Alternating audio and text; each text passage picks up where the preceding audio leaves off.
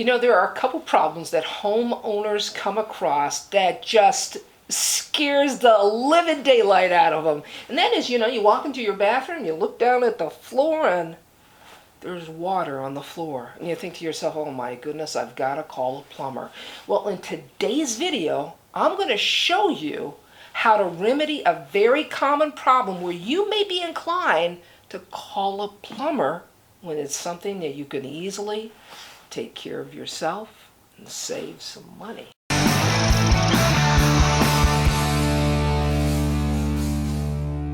Hi everybody, I'm Leah of seejanedrill, and if this is your first time here, I just want to say welcome. We're a home improvement channel where beginners are welcome as well. Now today's video has to do with a common plumbing problem. So if you find water on the floor, in the bathroom, around the toilet, it could only be a few things. It could be your water supply line is failing or dripping. It could be the connection between the toilet bowl and the toilet tank. It could be cracked porcelain. The toilet just may be cracked.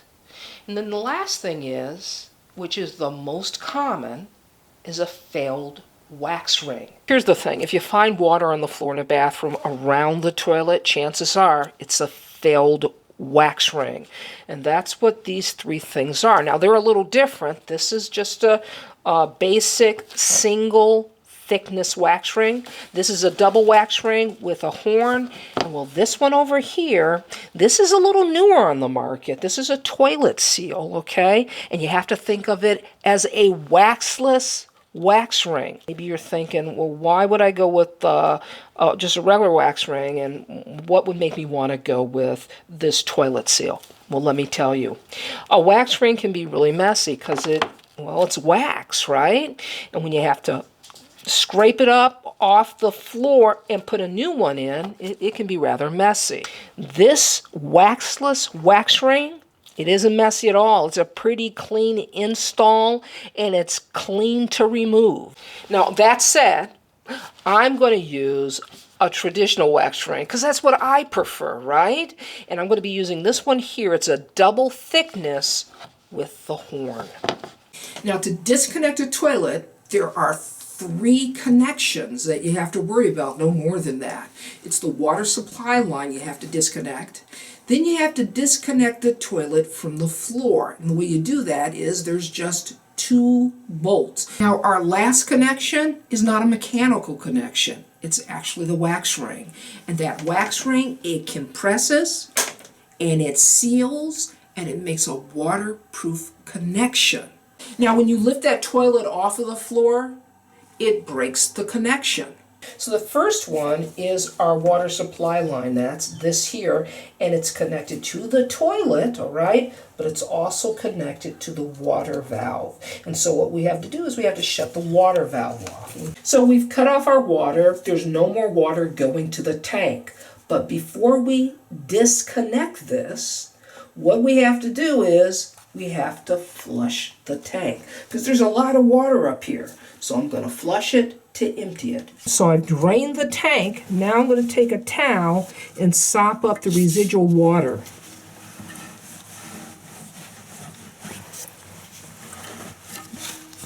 Okay, so that's dry. Now I've got to disconnect this water supply line from the tank, and I'm just going to turn it by hand here. We're going to be using this today. This is a pretty cool product. What it does is it solidifies the water in the toilet bowl, so when you move the toilet, it doesn't spill all over the floor. So I believe it's solidified, but we're just going to stick a stick in it and check that out. It's pretty solid, right? So we know now that we can safely move the toilet, not worry about it leaking onto the floor. Remove the nut off the flange bolt. So what I'm going to do is I'm going to take off the cap from the flange bolt nut. Okay, that's what this is here. And once I get that off, well, there's my nut. Now it's a plastic nut. The nut that you have on your toilet may be metal. This one is designed so you can do it by hand. Now I've got one removed. Let me do the one on the other side. Now that it's disconnected from the water supply line and it's disconnected from the flange bolts, now I'm just going to lift the toilet off of the floor. You may need to get help to do this because, well, the toilet can be rather heavy. So there we are. There's our wax ring, and as you can see, it's in really bad shape. Now, one thing you have to do before you even start to remove the wax ring is you want to take a rag and you want to stick it down into the hole there. Don't push it down too far. We're just blocking gases that would come up into the house because those gases are not good to breathe in, okay? Now it's time to remove the old wax ring. I've got a plastic bag here, and I've got a disposable scraper. You'll want a disposable scraper because after the job is done, you're going to want to just toss it out in the garbage as well. And make certain that you wear rubber gloves when you do this job because it is a dirty job. Now I've got this last piece just to pull out that. I've got my flange. That's what this is. This is the flange, and these are flange bolts, and the flange bolts attached to the flange here, and that's what holds the toilet in place. Now you want to leave your flange bolts in place when you remove that wax ring. No need to take them out, but check them to make certain that they're tight. Now this one is very tight. The other thing you want to check is you want to check the condition of the flange. Again, that's what this is. Make certain that it's not rusted out. Make certain that it doesn't wobble, that it's secure. Because if you have a broken flange, it won't matter if you're putting in a new wax ring. So check your flange. Now this one right here is a little loose, but that's okay because that gives me an opportunity to take it off, all right? Because I'm going to take it off. I want to show you what a flange bolt looks like. So here's our flange bolt, and if you notice, it's got an oblong head to it. And that's by design, of course, because what it allows you to do is turn it on its side like that and insert it into the flange, twist it sideways, and then line up your flange bolt. See that flange bolt there is lined up with our magic marker. Now I just have to tighten it in place. So that's it. You want to make certain that this flange bolt here is lined up with your tape, right? Now what we're going to do is we're going to tighten it really good, snug it in. You want it tight because it's this bolt that's holding your toilet to the floor. Tighten it up. Let's make certain that it's nice and tight. It is. It's good to go. All right, we've got our flange nice and clean. We've got our bolts secured, and we've checked the stability and the integrity of our flange here. Everything is good. Now remember I told you that there was an extra thick wax ring, this one here, and then just regular thickness. And what that does is it accommodates, okay, your flange. Now sometimes people tile around a flange and it sits recessed. And when it's recessed like that, well, then you have to go for an extra thick wax ring.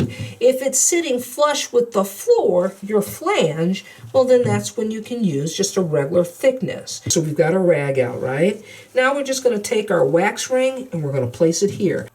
I'm going to lower my toilet onto my flange and my wax ring, and I'm going to use this tape on the side with a magic marker as my guide because it's going to let me know where the holes in the bottom of the toilet line up with my flange bolts.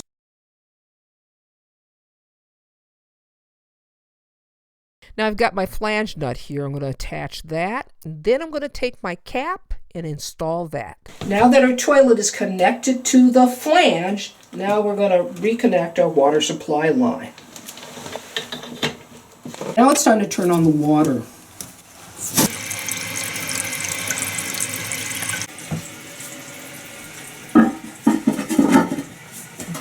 Now once you turn on the water, just check your connections. Make certain that they're dry, okay? Our connection is dry, so I know I did my job. Now the next thing we have to do is we have to flush the toilet. We've got to flush all that solidifier away, and it's loosened up now. And we're also going to check our connection of our toilet to the floor. It's going to let us know whether or not that wax ring is doing its job. Now I'm going to do it one more time to really flush it out of there. And then I'm going to check our connection for the toilet bowl to the floor. Make certain that there's no water there. Look down here, and it's dry. Now, I want to say this before I go, and it's this. If you haven't subscribed, can I encourage you to subscribe to seejanedrill and ring that bell while you're at it, because, well, we upload new videos twice a week, and you'll be the first one to know. This is Leah saying you can do this. See you next time.